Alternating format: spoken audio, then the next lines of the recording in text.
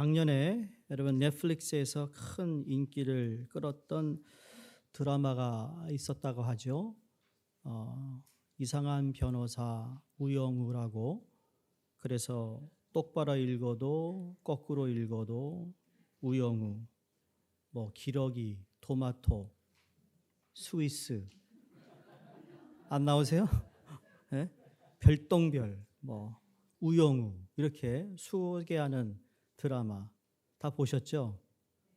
안 본 척 하잖아요, 자꾸. 대단한 인기였어요. 그래서 한국 사회에도 이러한 부류의 사람들에 대한 어떤 관심을 갖게 해주는 참 좋은 그러한 이야기가 우리 가운데 있었죠. 근데 이 우영우 변호사가 좋아하는 이야기가 있는데 그게 바로 고래 이야기라고 합니다. 고래를 상상하고 누군가에게 고래 이야기를 할 때마다 그때가 가장 행복하다라고 그랬어요. 그 이후로 한국에서도 이 드라마를 통해 고래에 대한 관심을 많이 갖게 되었다라는 이야기도 있습니다. 그런데 이 주인공이 이야기하는 고래 가운데 향유고래라는 고래가 있습니다. 향유고래는 보시다시피 이 크고 네모난 머리 속에 이 경납기관이 있어서 그래서 향유고래라 그게 불리게 되었대요. 이 경납기관 안에는 향유고래가 소리를 내는데 활용할 수 있는 어떤 액체가 들어있다.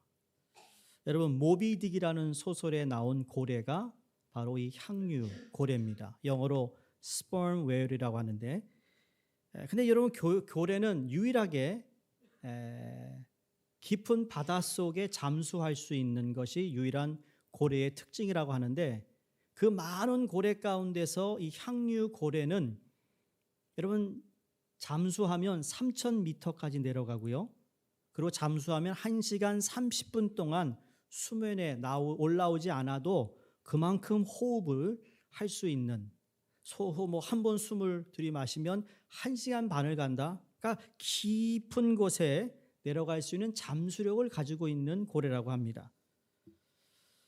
저는 이 깊이 잠수할 수 있는 이 고래가 도대체 어떻게 가능할까? 물론 뭐 그렇게 하나님의 피조물이니까 만들어지기를 그렇게 만들어졌지만 우리의 신앙에 관해서 우리도 신앙생활 가운데 잠수할 수 있는 어떤 신앙의 부분이 있다면 무엇일까라는 생각을 해보았어요.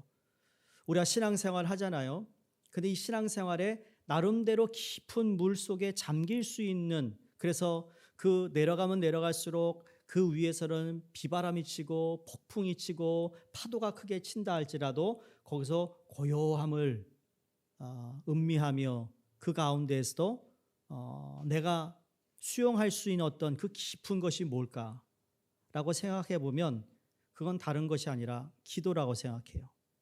기도는 처음에 배울 때는 수면 위에서 물장구를 치듯이 철퍽철퍽거리며 그렇게 물 위에서 놀지만 수영을 잘하는 사람은 사람일수록 더 몸을 물속에 잠그고 수영을 하는 것처럼 신앙에도 우리가 그냥 수면에 보여지는 문제거리 때문에 하나님을 찾는 기도보다는 좀 더 깊이 물 안으로 들어가서 하나님의 은혜 가운데 수용하며 하나님을 만나며 하나님과 소통하는 여러분 잠수할 수 있는 그러한 것이 우리 신앙생활에 가장 필요한 기도가 아닐까라는 생각을 해봅니다. 왜냐하면 지금 사도 바울이 에베소 교회에 지금 이 오늘 본문을 쓰면서 솔직히 사도 바울은 에베소 1장 15절에 19절에서 이미 기도에 대한 간구를 한 내용이 나옵니다. 그게 첫 번째 기도라면 오늘 읽은 본문 말씀은 두 번째 사도 바울이 기도하는 내용이에요. 그 기도의 내용이 바로 아까 말씀드린 대로 마치 3,000m 깊이 잠수하여 수영을 하는 고래와 같이 지금 표면에는 엄청난 핍박이 있고 고통이 있고 역경이 있고 문제가 있고 아픔이 있는데 그것을 초월하는 좀 더 깊은 물속에 들어가 기도하는 기도의 내용이 오늘 두 번째 사도 바울의 기도의 내용이라는 것을 발견합니다. 사도 바울이 편지를 쓰는 에베소 교회에도요, 파산하고 병들고 그리고 낙심하고 상처받고 핍박받고 죽임을 당하는 일들이 많이 있었습니다. 오늘날도 그 강도는 다를 수 있겠지만 긴박감 가운데 오늘 우리도 살아가고 있지 않습니까? 근데 사도 바울이 신학자이기도 하고 전도자이기도 하지만 목회자로서 진짜 이 에베소 성도들에게 그들의 삶의 필요와 어려움이 누구보다도 잘 알고 있음에도 불구하고 사도 바울은 그들이 당면한 어떤 표면적인 해수면에 가까이에 있는 그러한 문제들을 가지고 기도하는 것이 아니라 사도 바울이 지금 감옥에 갇혀 있지만 3,000m 아래로 내려가 향유고래처럼 가장 본질적인 문제들을 가지고 기도하고 있더라는 거예요. 저는 오늘 이 말씀을 통해 우리도 지금 당장 내가 필요하고 당장 어려움 때문에 기도하는 기도도 필요하겠지만 오늘 사도 바울의 말씀을 통해 우리도 좀 더 깊이 물에 잠겨 기도할 수 있는 우리 모두가 되기를 간절히 바랍니다. 아니요, 그러한 기도자가 되기를 소망할 수 있기를 바랍니다. 오늘 읽은 14절에 보면 이렇게 시작합니다. 이러므로 내가 하늘과 땅에 있는 각 족속에게 이름을 주신 아버지 앞에 무릎을 꿇노니 그랬습니다. 우리가 다 기도 생활하고 있어요. 기도에 대한 정의를 다 알고 있는데 여러분, 기도에서 가장 중요한 게 뭔지 아십니까? 내가 어떻게 기도하느냐보다는 내가 누구에게 기도하고 있느냐를 정확히 알아야 됩니다. 기도의 내용도 중요하지만 더 중요한 건 내가 기도하고 너 내 기도를 들으시는 분이 누구인가를 알아야 된다는 것이죠. 세상에 많은 사람들이 나름대로 자기가 알고 있는 신에게 기도합니다.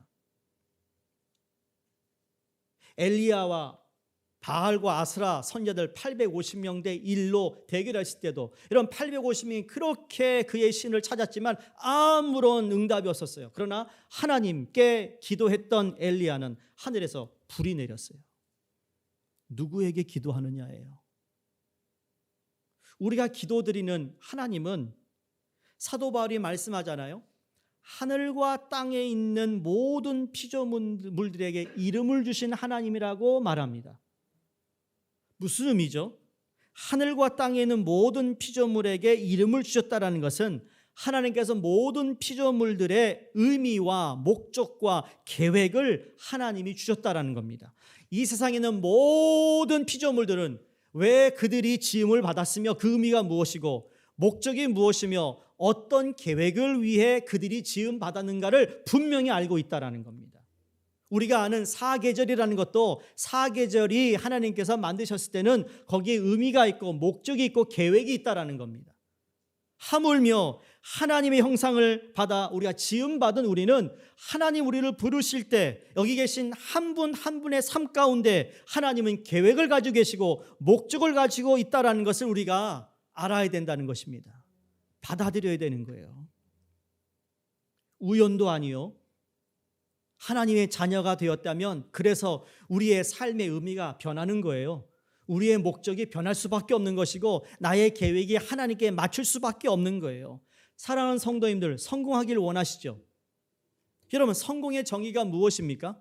세상은 자기를 개발하고 자아를 성취하는 것을 성공이라고 정의를 내립니다. 그러나 우리 그리스도인들은 그것을 성공이라고 말하지 않습니다. 성경에서는 절대로 이 땅에서 잘 먹고 잘 사는 것을 성공이라고 말하지 않는다라는 거예요.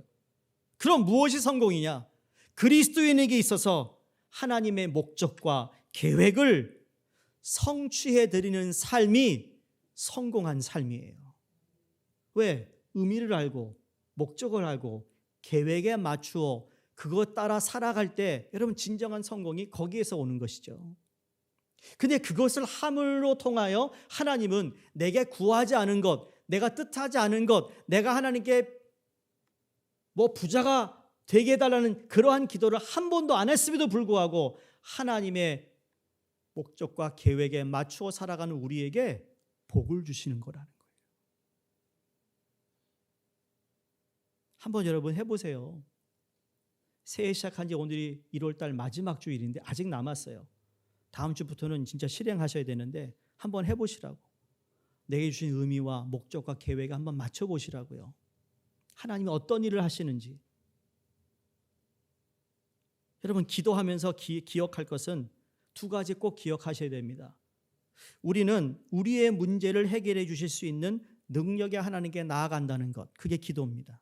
두 번째로는 우리의 문제를 해결해 주시기를 원하시는 하나님, 사랑의 하나님께 나아간다는 것, 이 두 가지를 꼭 기억해야 됩니다. 그분은 능력의 하나님이시고 그 능력의 하나님, 우리의 모든 문제를 해결해 주시기를 원하는 사랑의 하나님입니다. 그래서 누구에게 기도하느냐가 중요한 거예요. 오늘 본문을 보시면 15절에 사도 바울이 무릎을 꿇고 비노니로 시작이 됩니다. 우리 한국 사람들은 무릎을 꿇고 빈다라는 것을 너무 쉽게 이해가 됩니다. 그렇죠? 우리는 무릎 꿇는 어떤 그러한 전통이 있고 누구에게 빈다는 것도 우리가 잘 압니다. 근데 유대인들은요, 무릎 꿇고 빈다는 것에 대해서 아주 생소합니다. 왜냐하면 그들은 주로 서서 기도합니다. 예루살렘 성전에 이 교회처럼 이 의자가 많아가지고 앉아서 예배 드리는 게 아니었어요. 다 섰어요. 하나님 말씀 들을 때도 섰어요. 기도할 때도 섰어요. 여러분, 통곡의 벽이 있잖아요. 이제 9월에 우리가 이스라엘 성지를 가면 통곡의 벽 가면 여러분 무릎 꿇고 기도한 사람 한 사람도 없습니다. 다 서서 기도합니다. 그게 그들의 기도의 방식인 거예요. 그런데 성경을 유심히 보면 딱 거의 세 군데, 성경에, 신약 성경에 세 군데에 무릎을 꿇었다는 대표적인 성경 말씀이 나오는 것이, 첫 번째가 뭐냐면 겟세만에서, 동산에서 예수님께서 무릎 꿇고 기도했다라는 거. 두 번째로 사도행전에 보시면 그 스데반이 복음을 전하는데 유대인들이 돌을 던져 그를 죽입니다. 그 돌에 맞아 그가 주저앉고 그러면서 무릎을 꿇고 죽을 때까지 기도하며 돌에 맞아 순교당합니다.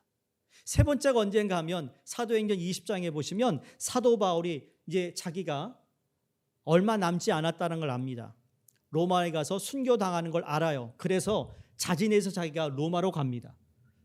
근데 그 교회 장로들이 너무너무 슬픈 거예요. 가지 말라고. 가면 죽을 거 알면서 왜 가냐고.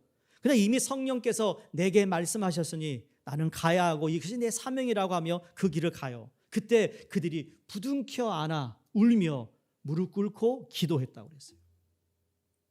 무릎 꿇고 기도했다. 여러분, 무릎 꿇고 기도하신 경험이 있으실 거예요. 지금도 여러분이 기도하면 무릎 꿇고 기도하신 분이 있습니다. 근데 여러분, 무릎을 꿇으면 어떤 일이 벌어지죠? 여러분, 무릎을 꿇는다는 건 자유롭게 움직일 수가 없어요. 무릎을 꿇으면 우리의 자유를 그만큼 제한받는 것을 의미합니다. 우리의 거동이 쉽지 않아요. 편하게 앉았을 때와는 다르다라는 거죠. 무릎 꿇으면 자세가 한두 가지밖에 안 나오거든요. 제한돼 있어요. 근데 무릎을 꿇는다는 가장 본질적인 의미는 항복이에요. 항복. 서렌더예요. 서렌더. 사도 바울은 지금 해수면 3,000m 아래로 깊이 들어가는 향유고래처럼 기도하면서 하나님 앞에 무릎을 꿇고 기도하는 목적이 있는데, 그것은 내 뜻을 하나님께 관찰시키기 위해서가 아니라 바로 내 뜻을 하나님 앞에 굴복시키기 위함이었어요. 여러분, 죽는 거, 여러분 사도 바울이고 죽는 거 좋아하는 사람 아닙니다. 여러분, 사도 바울이라고 기도하는 건 늘 좋다 하고 기도하지 않았어요. 오해하면 안 됩니다. 여러분, 목사가 말해요. 목사님은 기도하는 거 즐거워 하시겠네. 천만의 말씀.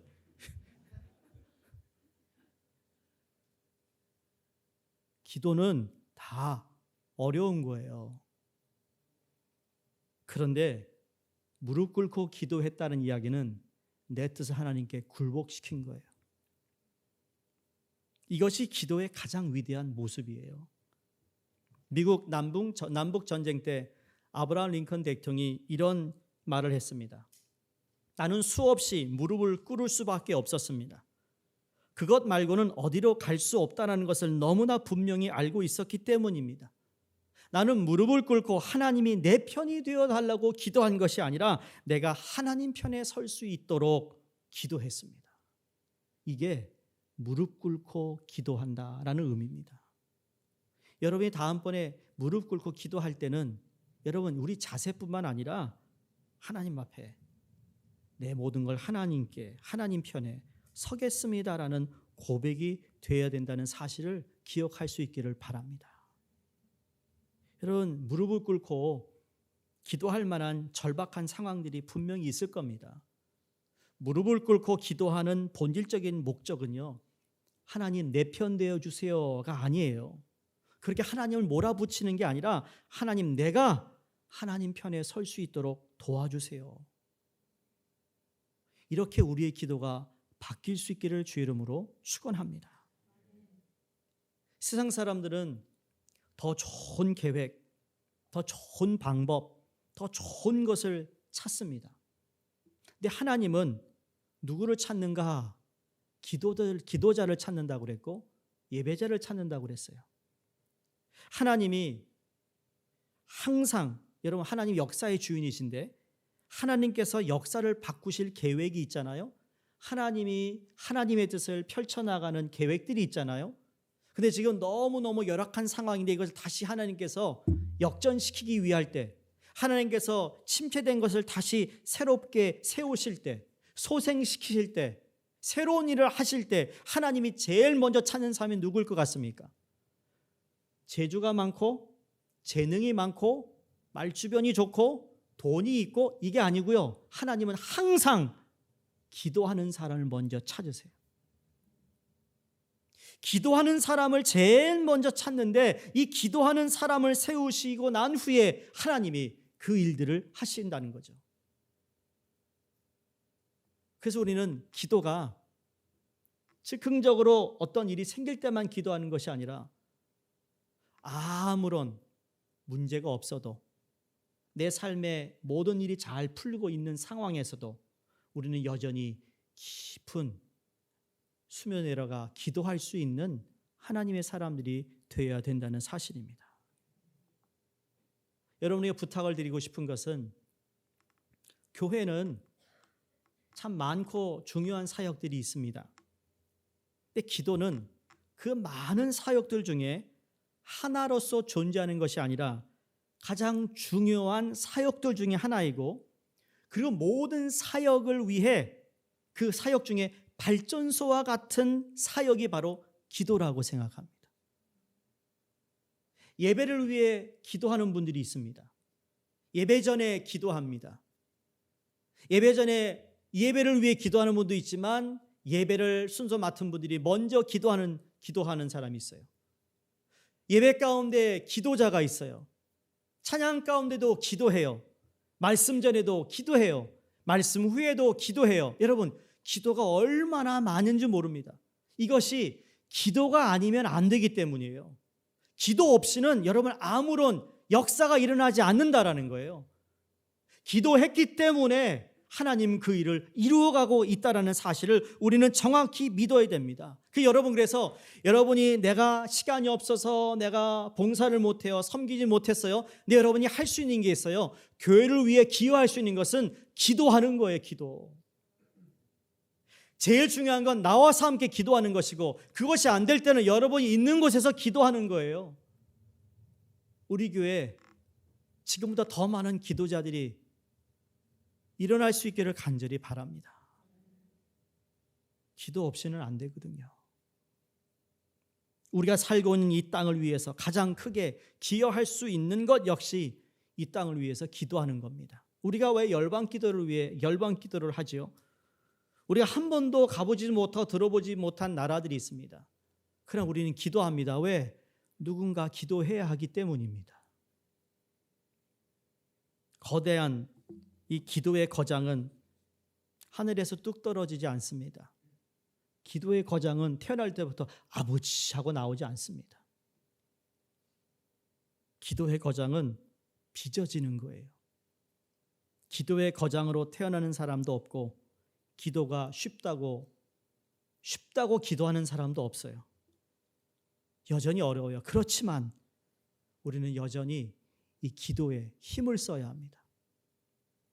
에베소서 1장 15절 19절 말씀을 전할 때 제가 사도 바울이 이 에베소서에 세 가지가 계속 언급되는 게 있는데, 첫 번째가 프레이즈라고 그랬어요.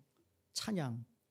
두 번째가 프리칭이었어요. 설교였고요. 세 번째가 prayer, 기도였습니다. 그래서 3P라가 말씀드렸는데, 그걸 오늘 우리가 사도 바울이 우리에게 전하고 있는 거죠. 기도. 근데 이 기도는 지금 에베소 교인들이 심각한 어려움이 있으니 하나님 돈을 주세요, 일자리 주세요, 그 기도가 아니었어요. 그보다 훨씬 더 깊은 곳 내려가서 기도하고 있는 내용이라는 겁니다. 그러면 우리 기도가 여러분 우리의 삶을 바꿀 수 있다는 것을 믿는다면 사도 바울이 오늘 무슨 기도를 하고 있는가? 크게 세 가지를 위해 기도합니다. 첫 번째로는 강건함을 위해 기도하고요. 두 번째로는 지식을 구하고 있고요. 세 번째로는 충만을 위해 기도하고 있습니다. 그 첫 번째인 이 강건함을 위한 기도가 16절에서 17절 상반절에 나오는데, 여기 보시면 속사람을 강건케 한다라고 얘기합니다. 속사람이 강건해지기를 바란다. 이 속사람이라는 표현은 사도 바울 서신에만 나오는 단어입니다. 여러분, 속사람과 대조가 되는 단어가 뭘까요? 겉사람입니다. 겉사람은 가시적인 몸뚱이를 가리킬 때 겉사람이라고 말합니다. 근데 속사람은 비가시적인 마음, 다른 말로 말하면 심령을 가리킬 때 속사람입니다. 영어 성경 보면 속사람을 inner being이라고 기록하고 있어요. 비가시적인 그 사람의 마음을 가리킬 때 속사람이라고 표현하는데, 오늘날 이 세상은 겉사람에게만 관심을 많이 갖습니다. 무슨 의미일까요? 사람 보면 그 사람 무슨 옷 입었고, 무슨 가방을 들고 다니고, 무슨 자동차를 타고 다니고, 어떤 집에 살고 등등 그 겉모습에만 관심을 갖는데, 여러분 우리 주님은 겉사람보다 속사람에게 더 많은 관심을 가지고 있다라는 거예요. 하나님 우리의 뭘 보신다고요? 중심을 보고 있어요. 또 오해 마세요. 그럼 앞으로 막 찌직하게 입고 다닐까요? 아니요. 잘 입고 다니세요. 잘 입는 만큼 속사람도 강건해야 된다는 거예요. 네. 여러분, 부자이면서 예수 잘 믿는 사람이 진짜 멋있어요. 아세요?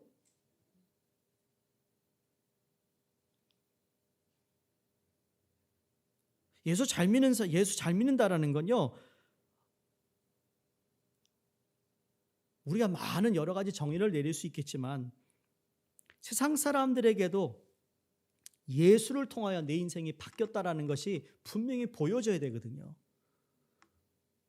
뭐 돈으로 보여지는 것, 이게 전부는 아니지만 여러분, 전도에는 그것도 필요해요. 왜? 예수로 인하여 난 정말 철저하게 예수가 내게 이 복을 허락하셨다라고 믿고 감사하고 감동이 되고 감격이 되면 여러분 그 진짜 귀한 전도거든요.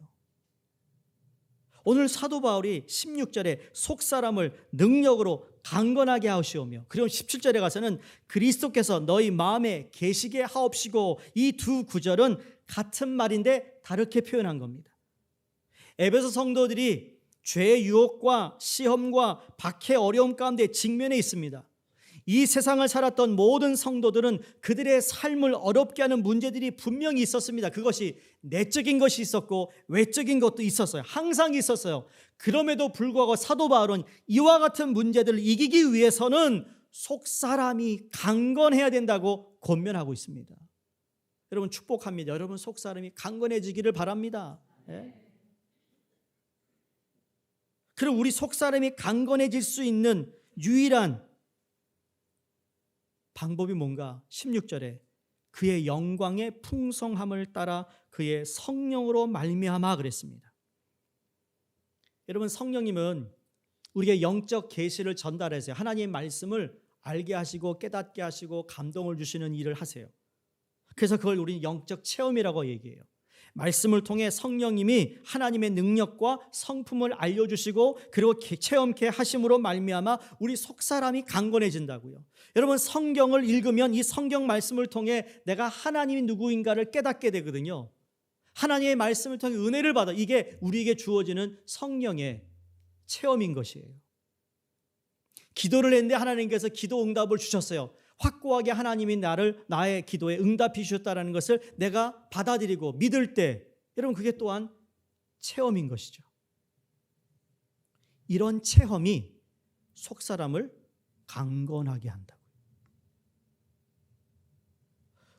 교회에만 왔다 갔다 하고 예배 드렸다면 이런 강건해지는 게 아니에요.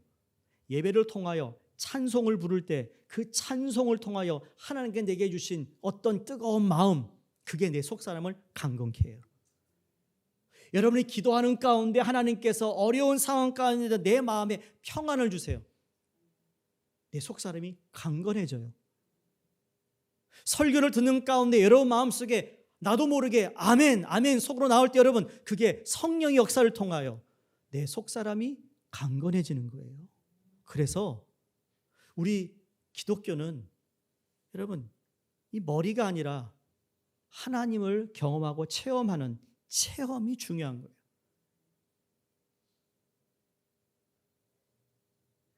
우리 속사람이 강건해지면 어떤 일이 있는가? 여러분, 이 내 속사람이 강건해진다는 건 다른 게 아니에요.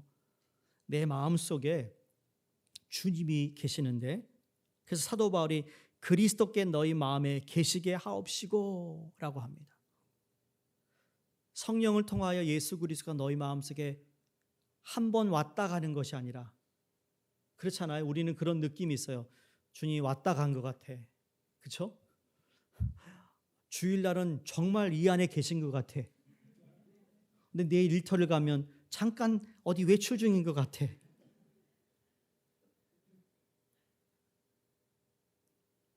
왜 그럴까요? 아까 말씀드린 대로 내 속사람이 예배를 드림을 통하여 우리 안에 내주하시는 것을 경험했다면, 그 내주하신 주님이 지속적으로 내 안에 계시기 위해서라도, 내가 그걸 경험하기 위해서라도, 그분이 나와 함께함을 내가 항상 참 리마인드하기 위해서라도 기도 생활에 게을리지 아니하고 말씀을 읽고 묵상하는 게을리지 않는다면, 여러분, 우리 마음속은 늘 그분이 함께하시고 내주하신다는 것을 알게 된다는 거예요. 여러분, 특별한 무슨 리바이벌이 없어도 기도하는 생활을 통해 내 안에 내주하시는 하나님을 내가 알 수 있다라는 거예요. 우리 마음속에 우리 주님이 나그네서로가 아니라 주인으로 영원토록 내주하게 되시기를 여러분 기도하시기 바랍니다. 여러분, 그렇게 살아갈 때 사도 바울이 오늘 말합니다. 그러면 사랑 가운데서 뿌리가 박히고 터가 굳어진다 그랬어요. 그 당시 사람들은 뿌리가 박히고 터가 굳어진다는 것이 무슨 의미인지 금방 와 닿았어요. 에베소인 사람들도 그렇고 옛날 사람들은, 고대 사람들은 여러분 자기의 땅을 갖고 있는 사람이 별로 없었습니다. 늘 남의 집에 가서 일을 하고 끼니를 챙겨오고 그렇게 살았어요. 럭셔리하지 않았어요. 그러니 이 뿌리가 박히고라는 의미는 여러분 식물학적인 표현인 거예요. 밭을 갈아주고 나무를 식물을 이렇게 단장해주면 그것이 어떻게 뿌리가 내려가는지를 이 사람들은 늘 몸소 익혀 있던 사람들이죠. 그러면 터가 굳어진다는 건 뭘까요? 건축학적인 표현인 거예요. 자기 집을 가지고 있는 사람은 거의 없었어요. 귀족 아니면 부잣집 외에는 자기 집이 없어요. 그러니 늘 공사가 있으면 나가서 공사를 도와주는 겁니다. 그래서 터를 굳게 한다라는 것이 무슨 의미인지 금방 알았다라는 거죠. 무엇이 그렇다고요? 속사람이 강해진다는 것. 그 강함을 위해서는, 강건하기 위해서는 내가 끊임없는 예수 그리스도의 교제를 통해, 그분이 내 안에 내주하고 계심을 통해 뿌리가 박히고 터가 굳어지는 것에 대한 기도가 사도 바울의 기도였습니다. 저는 여러분에게도 이 동일한 기도를 하고 싶어요. 하나님을 향한 사랑의 뿌리가 깊이 내려가기를 바랍니다. 반석 위에 세운 집처럼 비바람이 불고 폭우가 쳐도 무너지지 않는 예수 그리스도 안에 여러분의 그 집이 세워지기를 주의 이름으로 축원합니다. 두 번째 사도 바울의 간구는 18절 19절입니다. 너희 모든 성도와 함께 지식에 넘치는 그리스도의 사랑을 알고 그 너비와 길이와 높이와 깊이가 어떠함을 깨달아 그랬어요. 그리스도 안에 계시된 사랑을 알게 해달라는 지식에 관한 간구입니다. 하나님을 좀 알게 해달라는 기도였어요. 그리스도에 대한 사랑의 지식은 여러분 모든 성도가 함께 알아가는 지식입니다. 더 쉽게 말하면 우리가 공동체 안에서 같이 생활하는 것이 그리스도의 사랑을 깨닫는데 매우 필수적인 것이라는 것을 우리가 이해해야 합니다. 여러분 한 분 한 분은 분명히 하나님의 사랑을 다 알고 경험하고 믿고 있어요. 그런데 내가 만약에 혼자 하나님의 사랑을 경험한 것만 가지고 신앙생활을 한다면 우리가 알고 있는 하나님의 사랑은 아주 제한적인 겁니다. 내가 경험한 것밖에 모르는 거죠. 근데 이 하나님의 사랑을 우리 공동체 안에서 배워가고 지식이 넓어간다는 이야기는 뭔가 하면 목장 모임을 했는데 권사님이 이번 주에 이런 일이 있어서 하나님이 이렇게 나를 사랑하신 걸 느꼈고 너무 하나님이 이렇게 하셔서 내가 경험한 하나님과 비슷하지만 그러나 또 다른 면에 하나님의 사랑이 이렇구나라는 것을 배우는 거예요. 알게 된 거예요. 이해하시겠어요? 그게 공동체의 목적이고 우리가 왜 함께 신앙생활을 해야 되는지를 알려주는 말씀인 것이죠. 절대 혼자서는요 하나님을 다 안다 말할 수 없어요. 그 사람 교만한 사람이에요. 그 사람이 아무리 목사의 할아버지라도 예수님의 제자였을지라도 그런 말을 하는 사람은 교만한 사람이에요. 나는 다 안다 하나님에 대해서.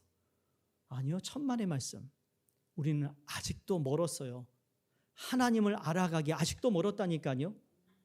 예를 들어 볼까요? 여기 계신 모든 분들이 내가 경험한 하나님의 사랑을 얘기해 주세요. 그러면 여러분 한두 시간에 못 끝납니다. 그 중에는 꼭 길어지는 사람이 있어요. 짧은 사람도 있지만.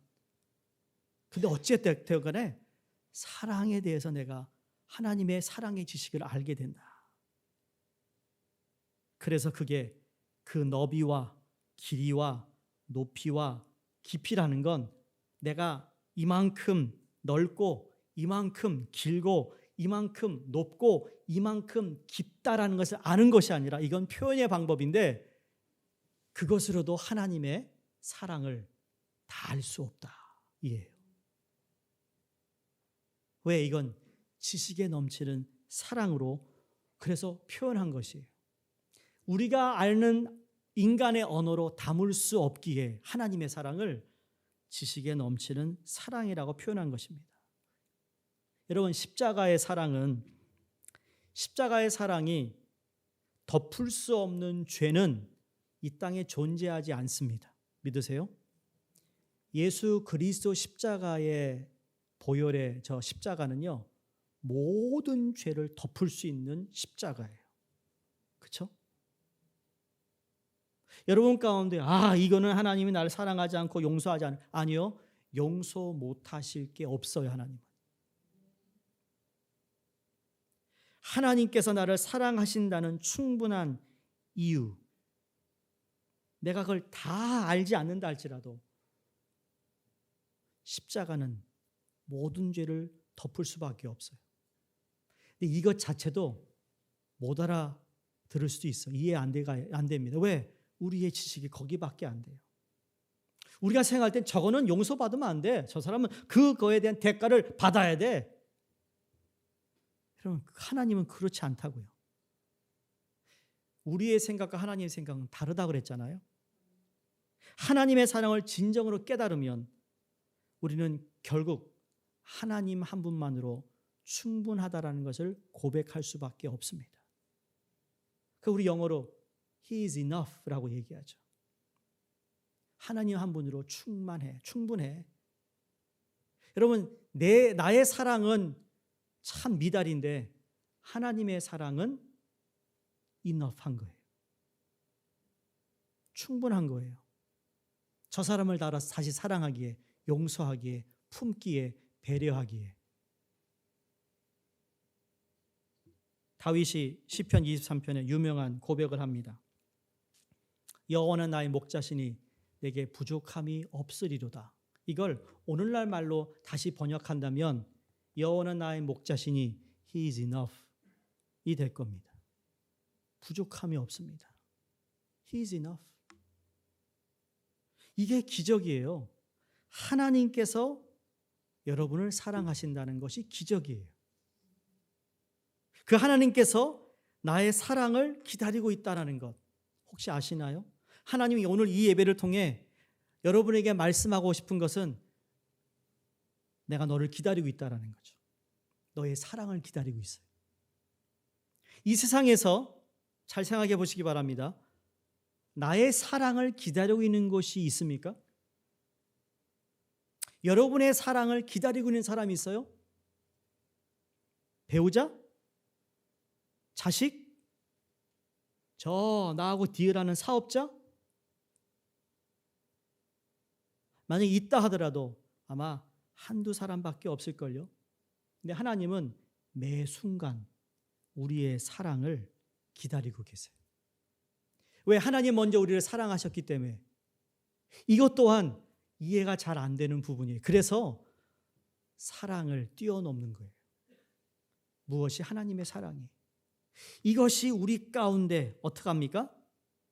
지식으로는 알 수 없지만 그러나 하나님에 대한 사랑의 지식을 우리는 넓혀가는데 이게 바로 교회 안에서 가능한 거예요. 서로 신앙생활을 하면서. 그래서 우리는 좋은 말 해야 돼요. 좋은 걸 나눠야 돼요. 주의 사랑을 얘기해야 돼요. 내가 받은 은혜를 나누어야 돼요. 그게 교회잖아요. 바라기는 하나님께서 나 같은 사람의 사랑을 기다리고 계신다라는 이것만으로 감격하며 감사할 수 있기를 주의 이름으로 축원드립니다. 마지막 세 번째 바울의 간구는요. 19절입니다. 하나님의 모든 충만하신 것으로 너에게 충만하게 하시기를 구하노라. 중요한 단어가 충만입니다. 자, 다시 볼까요?